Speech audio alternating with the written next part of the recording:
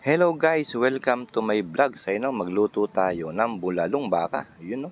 Ito po ang ating ibubulalo, ang bias ng baka.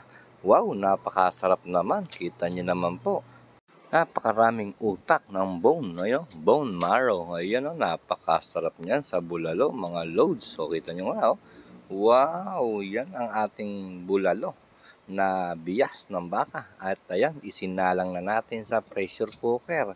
Wow, at ayan, at isinarado na natin ang pressure cooker natin, no? At ayun naman po ang gagamitin nating gulay.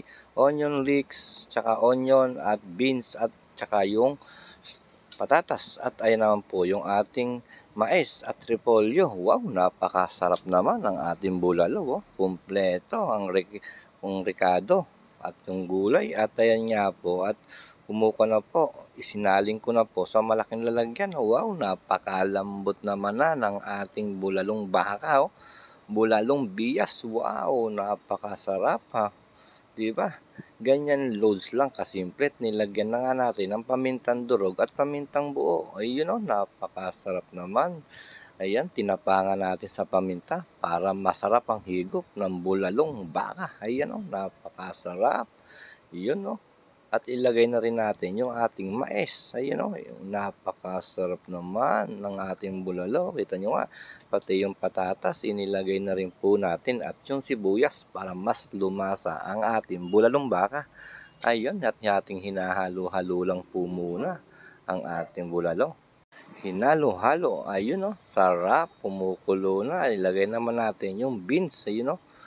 Baguio beans na napakasarap din yan sa nilaga. Bagay na bagay sa bulalong baka natin, mga loads. Yun no, sarap naman no. Yan ang simpleng pagluto ng bulalong baka. At pati po yung repolyo ating ilalagay na rin. Wow naman oh, press na press ang ating repolyo. Gulay oh, napakasarap naman, loads. So ano pang hinihintay nyo?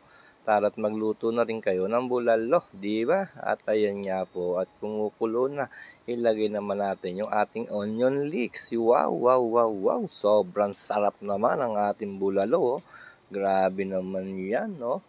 Ayun, sarap-sarap. Napakalinamnam ng sabaw ng bulalo natin. At ayan nga po, luto na ang ating bulalo. Oh. Wow, napakasarap naman, loads. Ano kayo ba? Ano ang ulam nyo? Tara na.